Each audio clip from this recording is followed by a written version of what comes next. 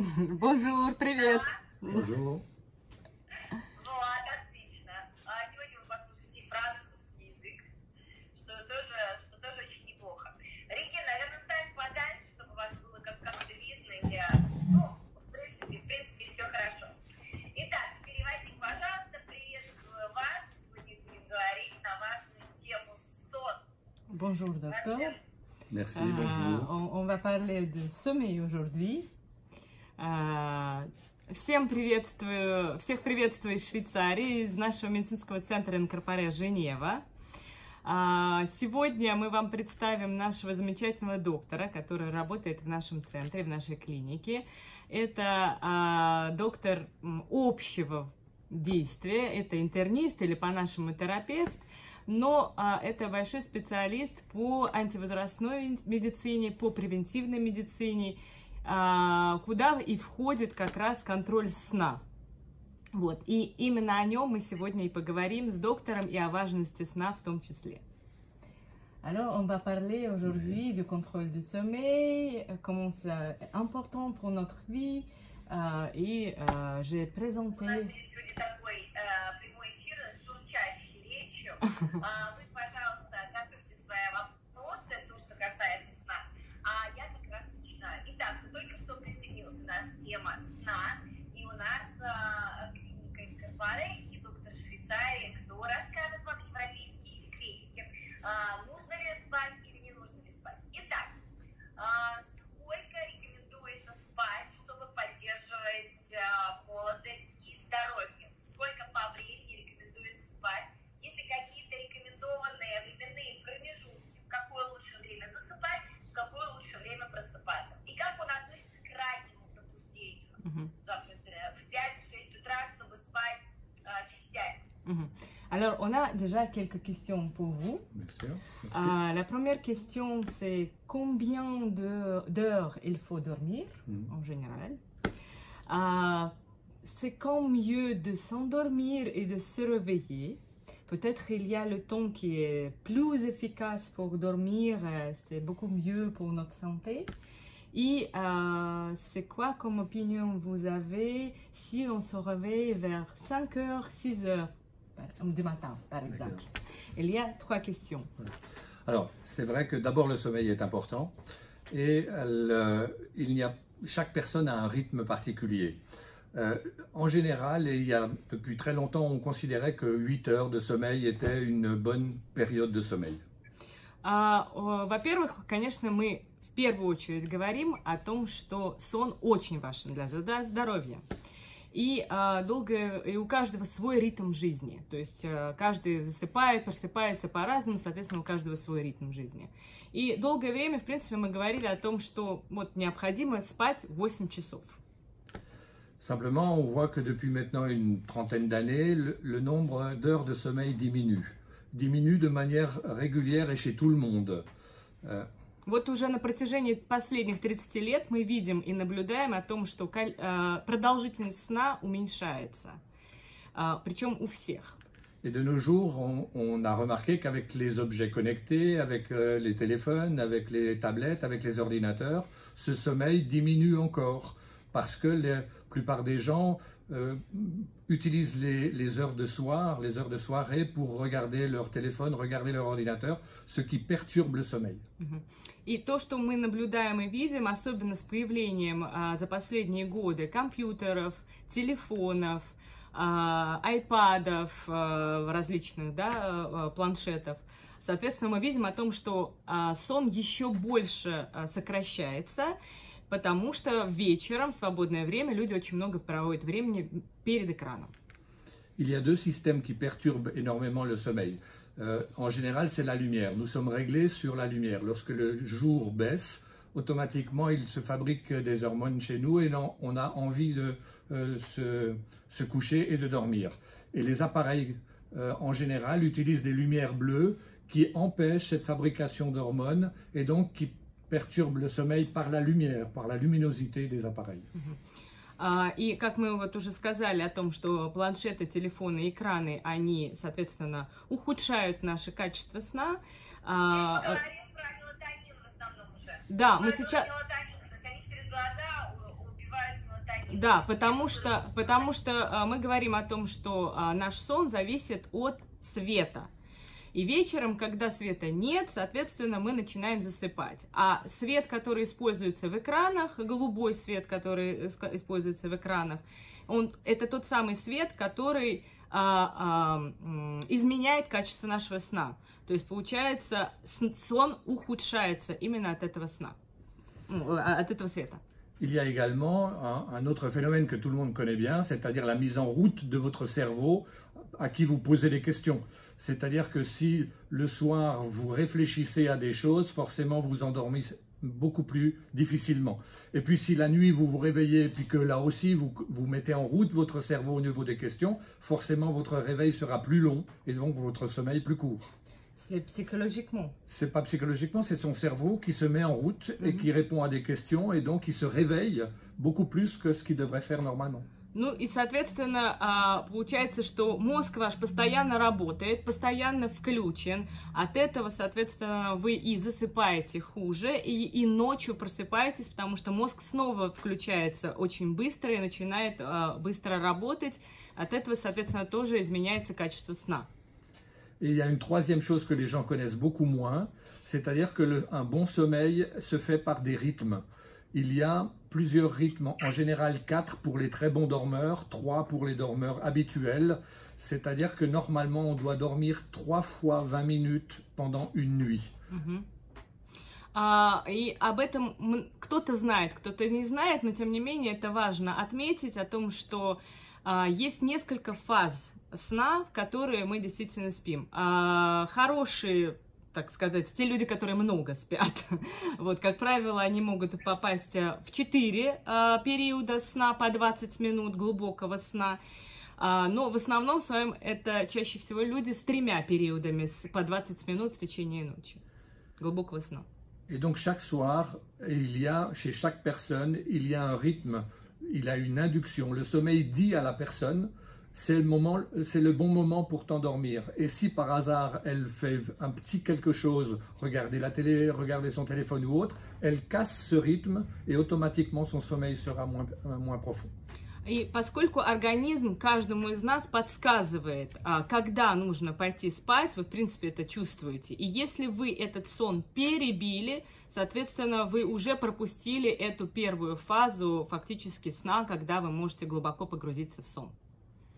Voilà, ça, ce sont un peu les différentes façons de dormir et on peut travailler sur ces différentes façons naturellement de manière à avoir un meilleur sommeil. И это мы поговорили о том, что вот есть несколько типов сна, да, и мы говорим о том, что мы можем улучшить качество нашего сна и каким образом, соответственно, мы это делаем. Вот об этом доктор сегодня поговорит. Une chose importante qui est pas simplement de dormir, mais pendant le sommeil, il se fabrique des hormones, ce qu'on appelle des hormones de croissance. Et ces hormones de croissance réparent la totalité des tissus qui ont été abîmés dans la journée. Ces hormones de croissance ne se fabriquent que la nuit, pendant le sommeil. Et si on dort mal, il n'y a pas d'hormones de croissance et donc il n'y a pas de réparation des tissus. Итак, вот это очень важный момент. Доктор говорит о том, что во время сна происходит восстановление клеток, восстановление тканей. Des hormones de croissance. Вырабатывается гормон роста, который способствует восстановлению тканей и восстановлению клеток именно во время сна. В случае, если вы спите плохо, соответственно, это восстановление не происходит. Et donc, si j'ajoute que le vieillissement, en réalité, ce n'est pas une situation inéluctable, c'est l'arrêt des réparations du corps. La personne qui a un corps qui ne se répare pas vieillit plus vite qu'une autre. Et donc, moins de sommeil, moins de réparation, un vieillissement plus rapide. И, как говорит доктор, соответственно, мы можем сделать вывод. Если ваше тело не восстанавливается, ваш организм не восстанавливается во время сна, соответственно, вы стареете гораздо быстрее, потому что организм просто не восстанавливается, клетки и ткани не восстанавливаются. И именно поэтому он говорит о важности сна. И возникают внутренние воспалительные процессы, потому что тело находится в постоянном стрессе, а если у нас есть внутренние скрытые воспалительные процессы, то это приводит потом через некоторое время et oui, elle rajoute aussi que, et après on voit que c'est beaucoup de problèmes inflammatoires qui commencent dans le corps normalement à cause du stress que ça provoque parce qu'il n'y a pas de sommeil. Et on voit que après les... Alors, il est clair que lorsqu'on fonctionne, il y a des phénomènes inflammatoires, que ce soit à cause de la nourriture, que ce soit à cause du mouvement, que ce soit à cause du travail. Et justement, durant la nuit, tous ces éléments inflammatoires sont réparés par les hormones. Et forcément, lorsque vous ne les réparez pas, ces phénomènes inflammatoires augmentent et perturbent le corps. Доктор как раз подтвердил и добавил со своей стороны, действительно, то есть во время сна за счет вот этого гормона, который вырабатывается, он как раз восстанавливает и убирает эти все воспалительные процессы в организме. В случае, если сна глубокого нет, соответственно, воспаление накапливается и только увеличивается. Il y a également, il faut le dire, au niveau du sommeil, d'autres perturbations. Le bruit de la ville, le bruit du voisin, effectivement des situations de stress continuel au niveau du travail perturbent aussi le sommeil. Et puis également des difficultés respiratoires, des difficultés parce que la position debout nous a fait une mâchoire qui va vers l'arrière et qui fait des apnées. Он говорит, понятно о том, что может и стресс на работе, и различные шумы на улице и так далее мешать нашему сну. Но есть еще и другой параметр. Во время сна, возможно, у вас плохая позиция, неправильная позиция, когда челюсть уходит во время сна немножечко назад, и, соответственно, происходит прерывание дыхания во время сна. Et donc, on a pendant de très nombreuses années été confronté à des gens de 45, 50 ans qui avaient des pathologies que normalement on voyait seulement vers 70 ans. Et on s'est posé la question, et c'est seulement les statistiques qui nous ont permis de relier le vieillissement prématuré à 45-50 ans au sommeil. Avant, on pensait que c'était un vieillissement normal, mais on a pu remarquer que c'est le sommeil. Раньше мы замечали как-то уже после 70 лет реальные изменения сна у людей. За последние исследования, по последним данным, уже в 45-50 лет мы реально видим серьезную зависимость качества сна и старения организма человека. И у нас очень много, соответственно, наблюдений за этот период именно от того, как люди спят. И поэтому мы делаем такой контроль. Un petit clin d'œil depuis... Question.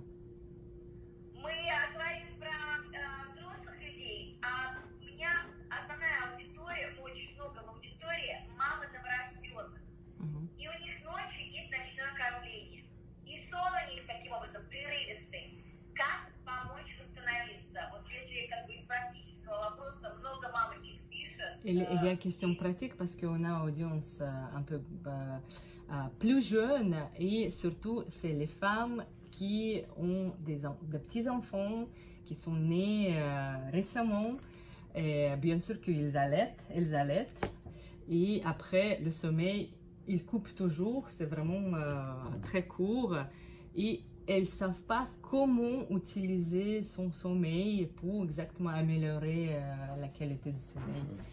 Alors, peut-être vous pouvez répondre. C'est vrai que j'allais dire, il y a un clin d'œil, c'est-à-dire qu'on voit des étudiants qui s'endorment en cours, et donc qui sont des jeunes, et que c'est important de voir pourquoi ils dorment mal. И он как раз добавил о том, что только он как раз, когда мы прервались, он хотел сказать про молодых, о том, что вы знаете о том, что многие студенты даже во время лекции засыпают. То есть у молодых это тоже происходит, и, соответственно, почему? Et le problème de la mère qui a accouché est spécifique et on espère effectivement que c'est une période de sa vie et qu'elle pourra reprendre un rythme après, surtout si le défaut de sommeil vient de l'enfant. Et ce n'est pas la mère qu'il faudrait traiter, mais effectivement, c'est la понятно, что в любом случае это период определенной женской жизни, да, это как бы не ее проблема, по сути. С самого начала мы говорим о том, что это не ее проблема, это все-таки необходимость, потому что она кормит ребенка. Mais c'est typiquement un problème de société et d'attitude et de comportement qui ne se traite pas avec des médicaments, mais qui se traite avec un traitement de la relation. Jusqu'à quel point la mère doit se réveiller, jusqu'à quel point elle est anxieuse, jusqu'à quel point elle peut donner à son mari le rôle de se réveiller et elle rester endormie. Другой вопрос о том, что это еще делегирование своих занятий, так сказать, организации своего времени. Потому что в какой-то степени действительно нужно подключать супруга, как он говорит, для того, чтобы мама могла поспать в какие-то периоды чуть больше. Ceci dit, on peut toujours éventuellement regarder s'il y a un problème de sommeil, mais en général, si une mère a des problèmes de sommeil, en cherchant bien, on s'aperçoit qu'elle dormait déjà mal avant, et puis qu'il y a simplement une situation qui a augmenté ce problème. C'est rare qu'une personne dort bien avant et d'un seul coup dort mal. Но вот это очень важный момент, доктор отмечает о том, что если вы действительно очень плохо спите, даже когда у вас родился ребенок, и у вас реальные проблемы со сном, как правило, это показатель того, что у вас уже эта проблема была до беременности. То есть вы просто, возможно, не замечали или не придавали должного значения этой проблеме. Вот, потому что люди, которые хорошо спят, они засыпают лучше, и даже если у них есть кормление. Voilà, des questions? Mais peut-être comment on peut améliorer, peut-être, voilà. Parce qu'il y a cette période de 20 minutes. Alors disons que le contrôle, voilà, le contrôle de ce sommeil est devenu à la mode et est devenu important.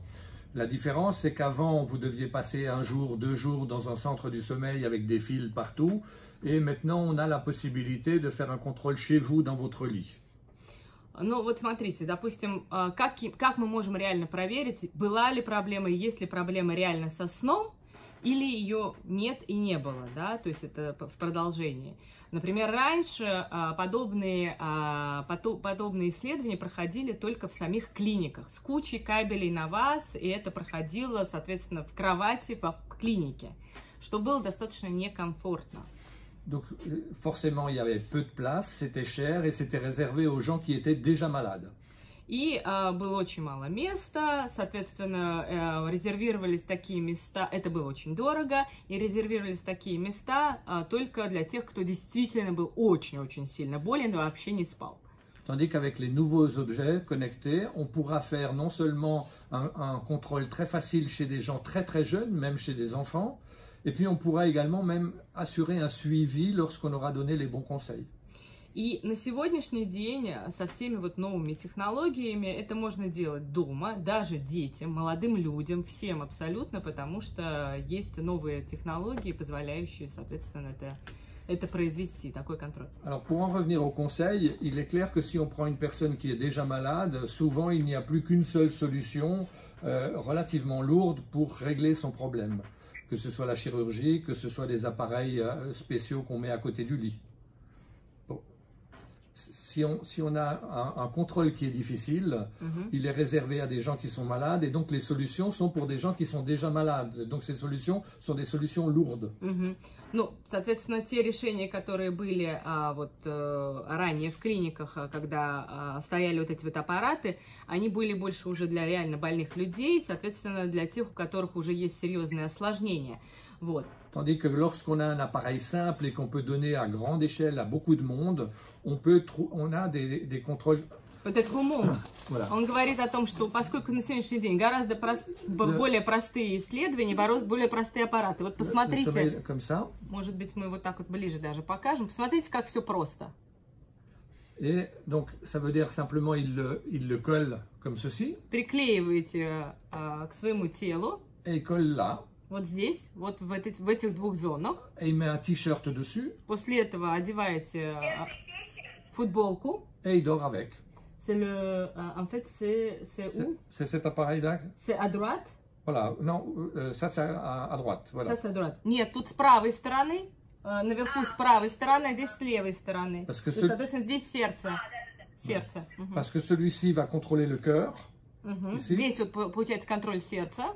Et puis celui-ci va contrôler la position, le temps, la respiration. Будет контролировать позицию и дыхание. во время сна. Да. Et lorsqu'on a fait ces contrôles chez des gens plus jeunes, vraisemblablement les solutions peuvent être au niveau du rythme du sommeil, peuvent être au niveau de la position dans le sommeil, peut-être au niveau des horaires, comme elle a demandé au départ. Donc il y a plus de solutions. Именно с этим аппаратом, соответственно, мы можем уже даже у совсем молодых видеть и исследовать начало уже даже тех самых проблем, о которых мы потом задумаемся, когда уже нам после 40 и 50, как правило. То есть это та самая возможность посмотреть и, возможно, как вы дышите, и ваше положение во время сна, и ваши периоды сна, глубокие они или нет. Et dans des stades intermédiaires, on a des appareils à hyperpression, on a des propulseurs, c'est-à-dire des gouttières qu'on met dans la bouche pour éviter que la mâchoire retourne. Donc il y a beaucoup plus de solutions parce qu'on a contrôlé plus tôt. И чем раньше мы, соответственно, узнаем проблемы, если действительно есть проблема серьезная, физическая в том числе, тем быстрее мы можем найти решение. Да, вот, например, у мужчин и мамы как раз это подтвердят, о том, что у многих есть храп, да, вот, и с проблемой храпа мы тоже поговорим, да, и есть разные решения, есть даже специальные, как сказать, это не машина, а специальная... C'est un appareil à hyperpression, une gouttière. Gouttière, да. Ну, вот мы, знаете, как в пластинки раньше вставляли, не знаю... Приспособление, которое вставляется в рот для того, чтобы как раз челюсть не двигалась, не уходила назад, например, да, и которое... Вот давайте поговорим про следующие проблемы, если можно. Кстати, мы поняли, немножечко подытожим, а то у нас получается долго, что да. И вопросы, и перевод, и потом снова вопросы, и перевод. Значит, друзья мои, спать надо. Давайте, пожалуйста, не спите, не отключайтесь от эфира. Сейчас будет самое интересное. Итак, спать нужно. Есть индивидуальные циркадные ритмы, как сказал, то есть есть индивидуальные циркадные ритмы. Это знают все, про это много везде написано. Доктор сказал, что это у всех индивидуально, окей, все сами знают, когда ложиться спать. Следующее, что мы не делаем? Мы перед сном стараемся не смотреть, то есть не стараемся, если вам нужен качественный сон, то мы отключаем телевизор, Инстаграм, iPhone, компьютер, отключаем и начинаем готовиться ко сну. Дальше, очень важно правильное положение во время сна. Потому что если мы не спим, то у нас не вырабатывается два основных гормона молодости. Первый гормон – это мелатонин, который вырабатывается от дневного света, который вы получаете, и перерабатывается, и мелатонин вырабатывается в кишечнике, в мозгу, в мозге. Это вырабатывается в кишечнике, а мозг вырабатывается через глаза. Поэтому глазки должны быть закрыты, поэтому мы используем, если плохой сон, закрываем глазки, чтобы никакой свет нам не проникал. И второй гормон молодости, это называется гормон роста. Гормон роста у нас отвечает за многие процессы, прежде всего метаболизм и метаболизм клетки. Метаболизм клетки как структуры любого органа, это первое. Клетки восстанавливаются, самовосстанавливаются, начиная с клеток мозга, потом клеток органов. И второе, даже метаболизм жировых клеток. Гормон роста. У взрослых, у детей мы растем во сне, да, вы знаете, такое есть выражение. Ребенок растет во сне. А для взрослых гормон роста помогает метаболизму жировых отложений. И если вы плохо спите, то есть наоборот, и если вы пухнете, то это еще одна из причин того, что у вас нет этого метаболизма, вы находитесь в стрессе и плохо спите, про стресс мы тоже разговариваем. Вот, это я подытожила, чтобы у людей собрались пазлики в голове. Можно ли мы сейчас быстро пробежимся просто по проблемам, что думает доктор на этот счет? Какие проблемы, какие questions de gens. Если в течение ночи очень часто просыпаются без причины, либо причина ходит в туалет, это же получается нарушенный сон. А в чем причина вот этого пробуждения? постоянного пробуждения. Vous savez, c'est quoi la raison que les gens ils se réveillent vraiment régulièrement pendant la nuit?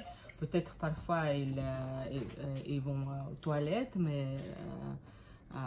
Alors, c'est vrai que les réveils, ce qu'on appelle les réveils intempestifs, les réveils très souvent, on voit que ce nombre de réveils est de plus en plus grand.